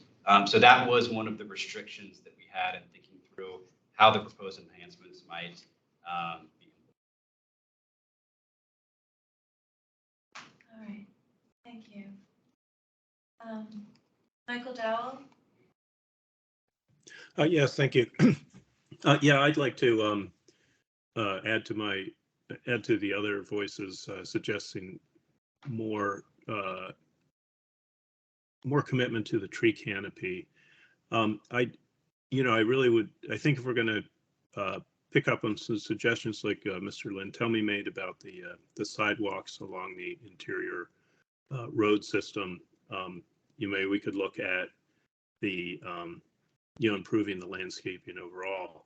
We've seen in other site plans, the developers have repeatedly told us that when you have the equipment on site and you're building, say, this pocket park, that's the point at which refreshing the landscaping through the whole area will never be any less expensive, because you have that equipment on site already. And I'm really attentive. I mean, I really like the idea that we're preserving these structures, but what comes with that is the likelihood with this significant investment that this is the only chance to align things to the sector plan for over the 40 years of the plan. So really encourage the applicant to think through how to get better alignment, especially with the biophilia and the pedestrian porosity. Thank you. Thank you. Yeah. 2 questions and comment. Your intensive roof, I thought I heard earlier that there were 2 of them, or is it just the one? It's really just the one area. Okay. I wasn't sure where the second one would be. And then my other question is about the open space. My comment is that yes, the people in lofts use that, but those of us who live in the neighborhood, that is a passageway for us. That is the only current piece of neighborhood. It's not a direct line, but it's a line and it keeps us off the street. Yes, please, I'm glad you preserved it. My question is about, understand why you have a boardwalk there and can we do something greener? Yeah, sure. And boardwalk, we probably maybe jumped a little bit ahead in saying that material, but the idea is there's a large willow oak tree in the middle there that has a large critical root zone. And part of the area that we're showing with some of the seating, that is within that critical root zone. So we don't want to do any sort of traditional pavements that you're digging into the root zone. So maybe it's not boardwalk quite the way that would be conducive here, coming flush off a sidewalk. But there's other things like flexi pave and things like that that could be done in a critical root zone that pedestrians can move across. Well, you've got lots of pathways. I think what we're asking for is more green. Sure, And wonderful that you're preserving this tree Mhm. and protecting it. Yeah, if you could just put more green around it, I'm not sure that we really. Sure, yeah, and we, Some simple kind of natural yeah. seating. Yep. Yeah, I was just gonna say, there's that north sidewalk that's being removed. I think that's one of the areas we're talking about adding green back. The other thing I'd add is at the corner, the very corner of 15th and Eads, that's where you're gonna get the most sun. So that's where we're not putting trees in. We wanna make sure we have space for pollinator garden and biophilia, which is there as well. Thank you. All right, thank you. So what I've heard on this is, and I want to be a little bit clear, I didn't specify a lot of what we talked about for the pedestrian paths and moving through the site, but that included considering parallel parking and that having the sidewalks read like the streets, adding more greenery, making sure they're well lit, especially the areas that might not be actively used throughout the year, and incentivizing sort of some reduced auto use on site. Here, what I've heard, since it's a bit related, is considering adding the plantings in the layers. I said that, so. Joan would like to know the threat factor on the glass, probably at the time that it goes to a hearing. And with this new open space, consider more green refuge and less seating. And then we started to move into, I think, sustainability, community benefits. And Joan had asked her question about adding more solar on the roof, and I think others supported that. So are there more comments on the sustainability and community benefits? That's the third item on the agenda. Judy. Well, this is the last SARC. This is our last SPRC, and then we'll have the public hearing at PC and then the board. Well, this is the recurring and perennial issue of community benefits, which are almost always the usual suspects. Transportation, which benefits the county, but doesn't necessarily benefit the community. Affordable housing, which is absolutely necessary. But I would refer staff and applicants to livability document, which documents a lot of things which the community actually thinks would be community benefits. One of the frustrations for all of us is that by the time we always hear that they're in negotiation, and by the time they make it to the staff report for planning commission, there's absolutely no opportunity for the community to participate. So I think that's a structural problem with all site plans, but I just wanted to, speak up once again on behalf of the community. It says, don't call it community benefits unless they really are. And you have spoken to the community and you looked at the documents that we've produced through the years that actually talk about our community in which this project is located. So That's a great point, and I used to be much better at going through that in advance of meetings and reminding, you can look through this if they want a neighborhood hardware store. It's very specific, and some things have been checked off in the last few years, but some are still outstanding. And are we going to wrap around at the end? We can certainly do that. Is there more on open sustainability and community benefits on the table? If not, there's a couple of hands up. Okay. Joan and then Ben. Yeah, couple of questions. First, you mentioned a 20% energy efficiency gains from ASHRAE baseline. I thought the earlier material I had looked at said 24% with an 85 score for the Energy Star performance for the building. It want a clarification of what the target is. So the energy model that we currently have does show the 24% and 85 Energy Star. So I merely mentioned that we were satisfying the 0.25 FAR prerequisite at the 20% above ASHRAE. Okay, I mean, it's better to highlight the higher score, I think, for community benefits. The other question I have relates to electrification of the building. From what we've gotten, it sounds like that you're going with fossil gas for the HVAC systems for the hot water, both hot water and heating. And the energy model indicates that there was a pathway to an all-electric building that would allow it to be carbon neutral once the energy grid would be powered by renewable energy. So that, is kind of bit more information as to why you're not going down that path.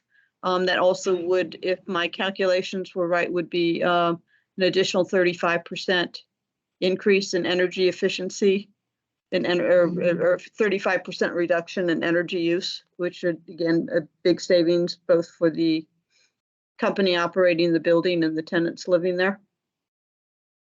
Yes, you are correct. And I responded back with an updated response to RFI from E2C2 earlier this afternoon that included some additional items.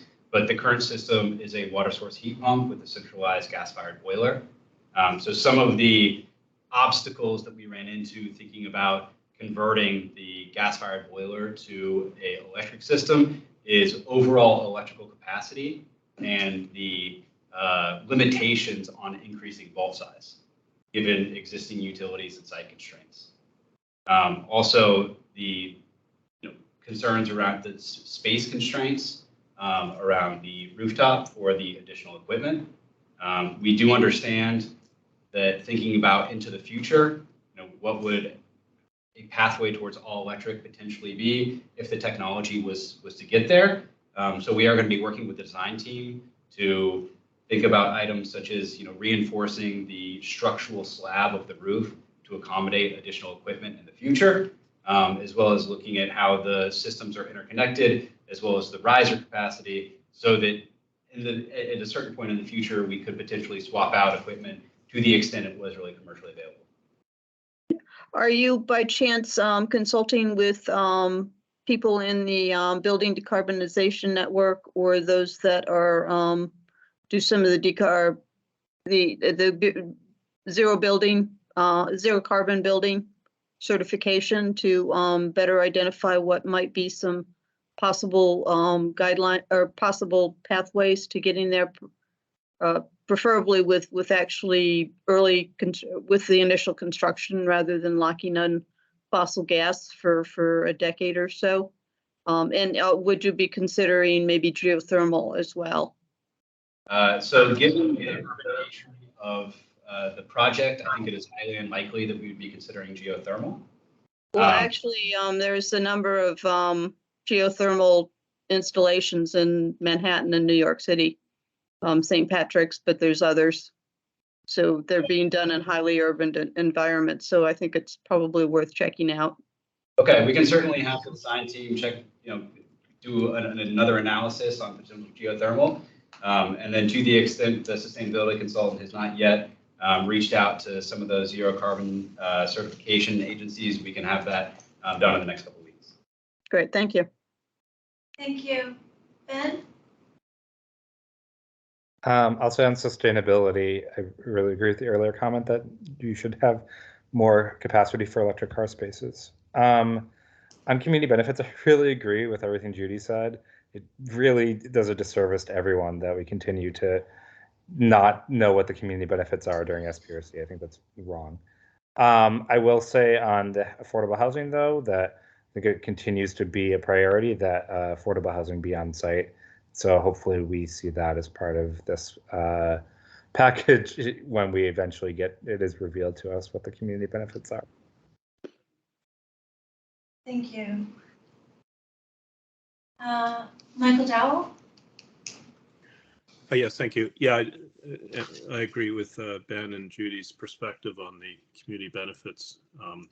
Yeah, if we could understand those earlier, it'd be helpful. I did have a question for the applicant regarding like parking. It feels that you have to go with an estimate for now. Are there ways to convert unused parking spaces to open space or gardens? And I'm thinking about how in Alexandria, coming out of the pandemic, you can actually lease parking spaces and turn them into other things. But so we're looking at lots of parking. You have your own best estimates of how they can be used, but inevitably we're going to have empty parking spaces. And I'm just wondering if there's a way to convert that to open space as things, as you settle into your real numbers. Just a question, but I just wondered if you'd thought about that, because it seems like we're all kind of making a forecast and we're going to be sitting there inevitably looking at empty parking spaces. Yeah, I mean, I think from our standpoint, As I said, a guiding principle when we set out was to ensure that we were maintaining parking to satisfy existing demand, because it felt strange as a building owner to go and talk to residents, as we've done multiple times, and say, not only do you have to live through construction disruption, but we're also taking away your parking. That we wanted to tell people that if you have a parking spot today, you will have a parking spot in the future. You may not have your same parking spot, but we will be able to accommodate your needs on the property. And we felt that, and we heard that there was a preference and support for that kind of approach. In the future, to the extent parking utilization changes or evolves, we will be evaluating whether or not there are alternate or more productive uses for that surface parking. Just having fields of empty asphalt does nobody any good. It certainly doesn't do our property any good. It doesn't enhance the resident experience. So we are committed to maintaining parking for the existing demand today, but we will be continually monitoring it. And if the dynamics change to where we have a tremendous excess of surface parking that is not utilized, then yes, we will certainly be revisiting that to see if we can convert it into something else. I would just say also that between the retail building and the residential building, a lot of surface parking is going away. So not very many spaces are being built in the new building. It's mostly that you're capturing from somewhere else. So I can see, Mike, that down the road, that might be an option. But I think right now, in the near term, you're not only having to preserve parking for the 900 plus units that are there, but for all another 200, that, and you're going up to 1,100 space units, and you're not adding much in the way of parking. You're taking away more than you're adding. So I think for now, in the near term, you can make the numbers work probably with a certain parking ratio, but I don't think you can convert the pavement, any additional pavement yet, until we see how many people are actually trying to park. Yep, I agree. Thank you both. Jim Montami? Yeah, following up on those comments, and this came up at Transportation Commission, so Commissioner Slatt may want to expand on this. But when the site plan is approved at a certain parking ratio, I would advocate that that be the maximum, that if the applicant wants to reduce parking in the future, they do not have to come back for a minor or a major site plan amendment. They can just go ahead and do it. If they want to convert space from parking, let's say, to an additional bike room space, or transformers for additional capacity for recharging vehicles, that sort of thing, that they can just do it. They don't have to come back for an amended site plan. And I think that really follows on very well to what Mr. Dell was saying. Thank you. All right, I wasn't gonna bring it up because we sprung it on Joanne at Transportation Commission. She hasn't had her. I'm ready to answer. I was like, Jen's hands up. I know what Jen's gonna say. I feel like we just talked about this. Do you guys want to, do you have anything to add? Yeah. Did you want to say anything first? I would just say we moved this on Americana, actually. With exactly as Mr. Lynn told me was saying, the idea being, we've always in the past, if the applicants in this many parking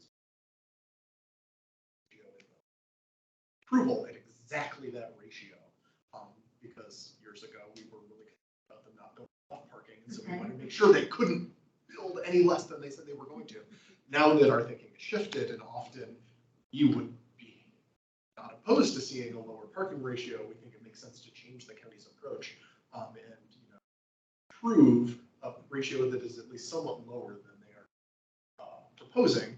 If we would have approved, if they had proposed it a lower number, as he was saying. So if they need additional underground transformers to support more EV parking, and the obvious place to do that is in an existing parking space in the parking garage, they don't have to come back for a reapproval because now the parking ratio is lower. Or they fill the bike room, right, and there's no more space for bikes, but, you know, often our bike rooms are in a parking garage and they can just take another parking space.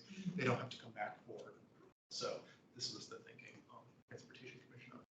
And it's certainly applicable to most of the developments that we are seeing. Thank you. So this is a larger topic, obviously, as Chris mentioned and Jim and other folks have mentioned.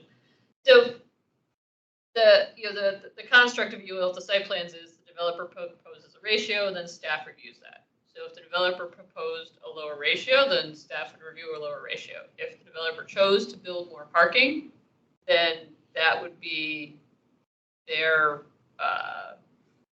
up to them if they wanted to do that. So if someone says to me, is this parking ratio appropriate? I'm going to review what is proposed. So typically the developers usually don't propose a lower ratio than what has been built. Just for everyone's information, as I mentioned in Transportation Commission, there have recently been a couple office projects where they have proposed a lower ratio. It's maybe only like 2 or 3% lower. So it's not something crazy where they say, like, we're going to go 0.3 and then build like twice as much parking, just because there has been some flux at that time of the site plan approval that with the office buildings and the transformer vaults that they weren't really sure. So we had a lot of discussions with them about, let's come up with a ratio that makes sense, that we believe kind of builds in that ability to not have to do a site plan amendment because all of a sudden they're short, like 5 spaces or something. Because as staff, that's not something I want to do. And so that's where it comes up to, how does the applicant want to approach this? So if they want to propose a ratio of 0.7, let's say, as opposed to 0.8, that's something that we will go ahead and evaluate. In this area, the residential guidelines do require a minimum of 0.3 spaces per unit for market rate units. They are not proposing any shared parking. I say that just because the Americana we were talking about on Tuesday, they didn't have a shared parking arrangement. So this is all on-site parking. So that's the long-winded way of saying we review what the applicant proposes. If they want to propose something different, then we will evaluate that in the construct of the proposal in terms of units and the retail and what their program is. So it's up to them to decide how they want to potentially process changes in the future. Okay, yeah. I have a different question for you, Joanne. What about parking? The county's parking pilot project, are the streets surrounding this site part of that? Any of them, all of them, some of them? So this is within the global area. I couldn't tell you exactly when they're getting to the frontages. I can tell you that we are working to try and minimize any spaces where there are little sensors involved and then all of a sudden it's taken out due to construction. So we are trying to work efficiently to minimize that. But yeah, generally speaking, the on-street parking spaces are within that pilot area. So that'll be generating some interesting data. That'll be useful for people. I mean, the reality is though that his project's not going to be built. The pilot's probably going to be over before the project is constructed and occupied. So we could see the utilization today, which will be somewhat helpful.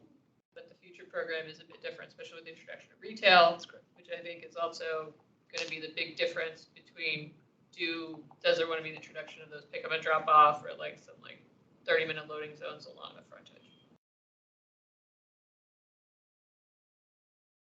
Glad we were able to hear that discussion as it evolved. The last item on our agenda is the construction phasing and staging, and I'll just get started on this one.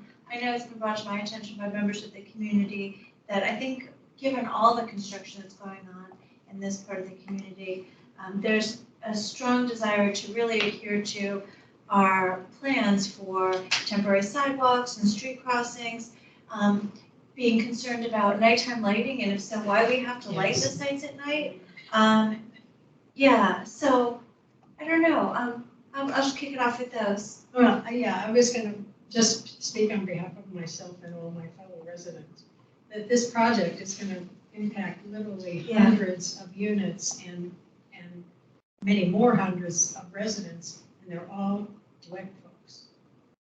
So it's not like Crystal Drive where they put up, JBG puts up a couple of towers and they're disassociated from the condo people across the street. Not like that. No street, no separation, no nothing.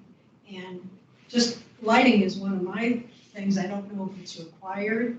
If it's required, it can face the hotel. I don't care. But all of the rest of us, there's one light on the top of the flats. And in my apartment, short of reading, I can do anything in the house just from that one light. And it's not, I assume it's there for some safety sidewalk reason or something. But when I look at new construction where there are these ginormous lights on every single floor, we have to do something about screening that. The other thing is that in keeping with the comment about community benefits coming in at the last minute, we never basically see any site plan conditions on hours and days of operation.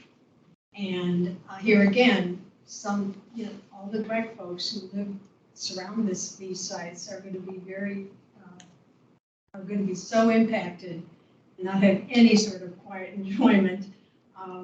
So I understand that time is money, and so every site plan I've ever looked at, that they always want to build every day as long as possible, but there needs to be some balance because this project is so close to so many people, and as I say, they're your people. So, and I don't know what sort of mitigation can come from people who live here, but at least there could be some humanity injected into the hours of operation, which, as I say, we'll only see at the very last minute when it becomes a site plan condition. So we don't have much to say about it. Yeah, I mean, I would say that just being able to come yell at me is actually going to be a tremendous benefit. that rather having it, your number, right? I know. I think we have tried to be as proactive as we can about meeting with the residents. And I think on previous projects, we were able to say, not my building, not my problem. We'll go communicate with ownership and rely on ownership to go and talk to the residents, which oftentimes they didn't. Mm-hmm. So that's why starting over the summer, we organized specific resident meetings because it's a different conversations, a different set of issues. And we plan to continue doing that all the way. That when you think about Dweck, we are a family-owned company, much, much smaller relative to most of the other property owners, that we can't risk losing the value of Crystal Towers for the value of the new development. There has to be a balance. And so I certainly appreciate the comment. I don't know that I have any solutions. It will be disruptive. My hope is that because there will be common ownership, because there will be common oversight, because I'm going to be responsible for the impacts on towers just as much as the progress of development to the extent we move forward, that will be a tremendous benefit to the residents relative to other situations that have occurred throughout Crystal. And I do know that this type of infill development is very complicated. So all I can say is that I certainly understand and appreciate the impact, and that the ongoing dialogue and communication, my hope is that that will bring better outcomes than has been experienced on other projects. Yeah. So we do have construction hours that are in our standard conditions, and they, to my knowledge, have not changed on any project that I worked on. They are consistently pretty standard across those. So it's condition 10B. I can send you the language if you're interested in those hours. They're standard, and we don't change them without really. And to add on to what Courtney's saying, she's exactly correct. A lot of developers previously have come in to ask us for extending their hours, and it is something we are very, Robert may have asked this a couple times before, and he's heard my answer, which is especially, We're not gonna ask. Right. especially where there are a lot of residential, we are very concerned about that. And that is why there are very few instances lately that we have agreed to expand construction hours. Cranes, everybody's saying. They put those in the middle of the streets and stuff like I'm just saying, there are exceptions, but I There, take your point. absolutely, there are exceptions. And that is something that, again, whenever they do, like the road closures, they have to go through and they have to get the noise ordinance waivers and they have to get the street closures. So that is a very specific and specialized operation that does occur, and there is a process that the developer has to follow because we don't want to have those impacts to the residents. Especially as you're pointing out, this isn't, it's not even across the street, it's like 5-10 feet away. Okay, not that close, No, but well. It's way farther away than possible. It's within that same block, so there's not even like the entire street width that you're looking at as a buffer. So it is something we as staff are very cognizant of, and we do not support increases to those hours very often or very lightly. The other thing I did want to mention also is we also have a standard site plan condition talking about temporary lighting around the site, and that is specifically for the sidewalks, for the pedestrian paths. That is not related to lighting that perhaps is in the buildings. That's something you can call Robert directly and talk to him about that. I imagine that it's part of the contractor safety protocol. So I know that we have been, because we are being disruptive by construction on some of our other buildings, we have been coordinating with those other contractors and have been successful at either shielding or shutting off the lighting at night when it's shining right into your window. So I think there's certainly a productive conversation to be had, and I'll go talk to our pre-construction contractor to figure out if it's a legal requirement or what types of flexibility there is. Don't do Met Park. Yeah. Beacon in the whole neighborhood. So yeah, from a staff perspective, we want to make sure that there is lighting for folks, the public to walk in the area. That's the vertical one. Right, and that is Typical. not something that is a site plan condition. It is something I believe is more a building safety, more of an ISD issue. So if those are concerns, that's something that needs to be taken up with the building official and Robert. Versus something where it's temporary lighting, that is something we do require, and they'll have to provide a plan, and then we approach. All right, thank you. I think we'll have a final comment from Mr. Dowell, then I'll wrap up. Everyone can go around the table once, and we'll get public comments. Mr. Dowell? Actually, I think I'm good. I think that last 2 minutes clarified my question, so thank you. I'm going to wrap up what I've heard, and then we'll go around the table. So everybody, if you have anything else to add. I shared the transportation comments that we got with regard to open space and landscaping. Consider, I said about these, the layering, and for sustainability and community benefits. Look at adding more solar on the roof if possible. Consider if you can get geothermal in there. I didn't know that we could do this in those urban settings, so thank you, Joan. And perhaps be prepared to tell us a little bit more about your pathway into going all electric in the future, if that's an option. With regard to community benefits, definitely look at the CCCRC plan, livability. Folks have identified the sort of benefits that they'd like to see in this neighborhood, and they're fairly specific.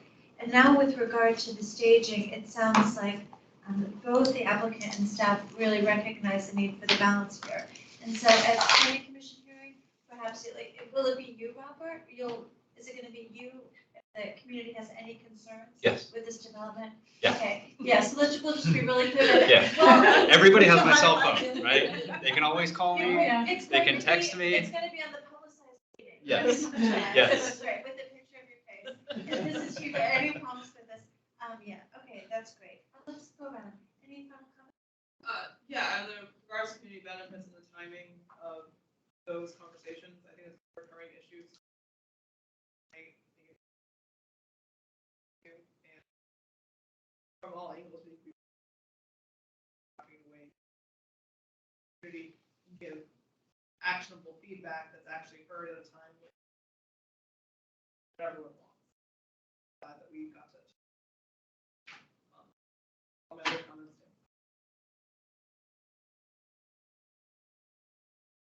I regret that we didn't have presentations. I think they're really useful.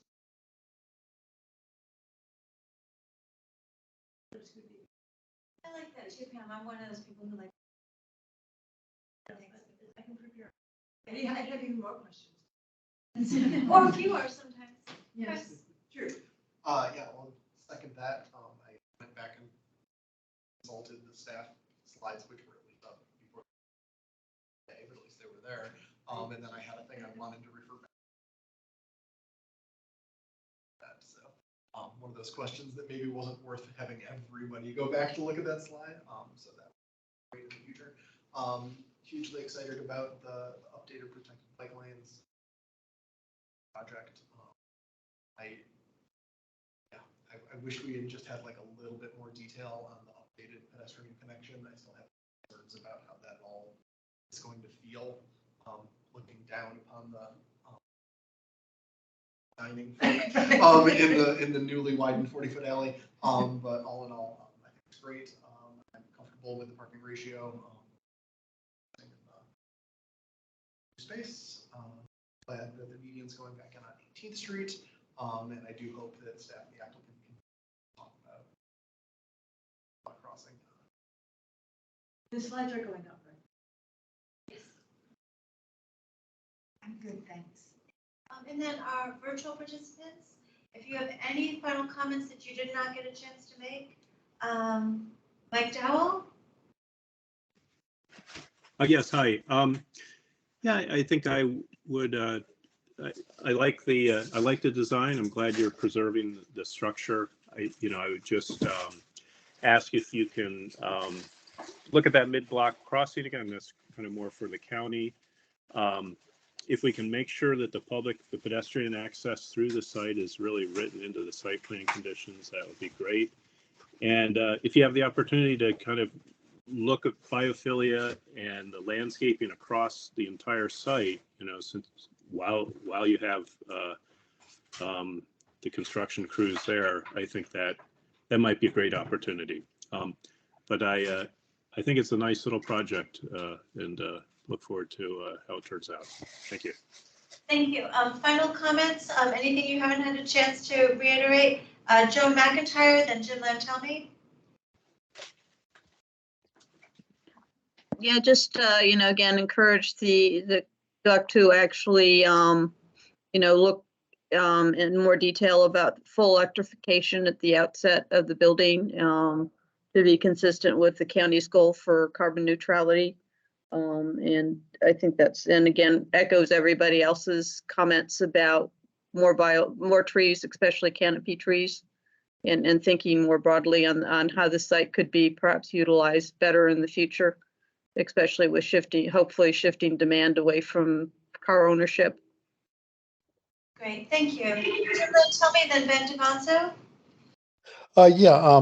Yeah, I've already made my earlier comments. I stand by those. I pretty much agree with all the issues that have been raised tonight, and thoughtful comments from my fellow commissioners on it. I think I agree with those.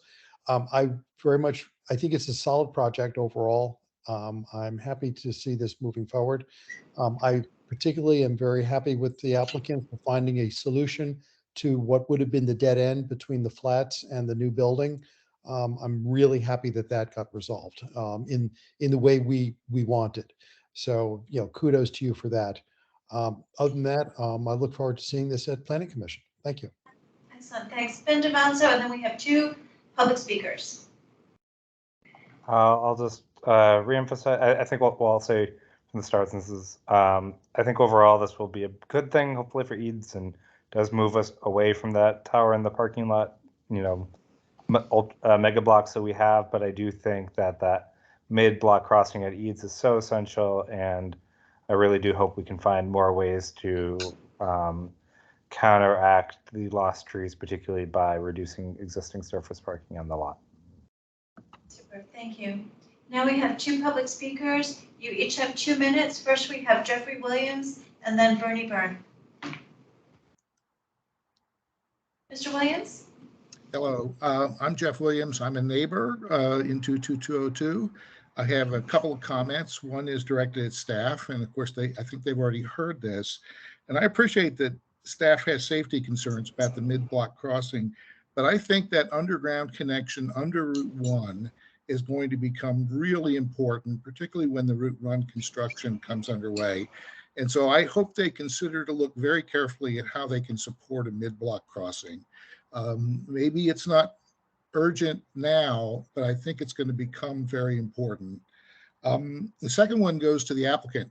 I was actually delighted to see the solar installed on the roof of the Crystal Towers. And I had not seen that before, and I was really excited about that. And then I realized there's a lot more space up there for more solar. And I'm thinking, well, is it possible that you can put more solar in and you can use that to maybe charge some cars down in the parking lot? So, you know, think about it. Anyway, that's my comments. Thank you. Thank you, Mr. Williams. Mr. Byrne? Yes. Hello. The applicant has submitted a conceptual landscape plan that lists the species of all trees, shrubs, and perennials and grand coves. I commend the applicant for this, as applicants for most site plan committees projects do not contain this information. However, the plant list has a number of major deficiencies. I have asked the applicant and the landscape architect to submit a revised plant list in time for consideration of this meeting. However, the applicant has not, and this landscape architect has not done this. The public needs this information to make comments before the planning, at the time of the Planning Commission County Board meetings.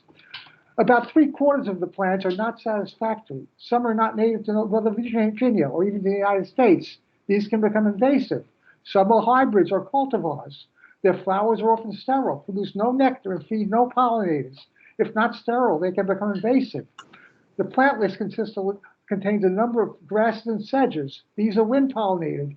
They don't have flowers that feed pollinators. Plant few of these. Another comment is they shouldn't have a mowed lawn in that public space. Mowed lawns are not biophilic. The plant list does not contain any milkweeds. To help implement the county board's monarch pledge to support and increase the county's monarch populations, you should plant common milkweed on all green roofs, tree trunks, and open space that see sunlight for much of the time. This is the only milkweed that plant which monarchs prefer to lay eggs, which grows also in all natural areas. You need this. I hope Laura Schraub who's hearing this and understands what this project is missing. Over 140 species of insects and 450 insects are known to feed on common milkweed.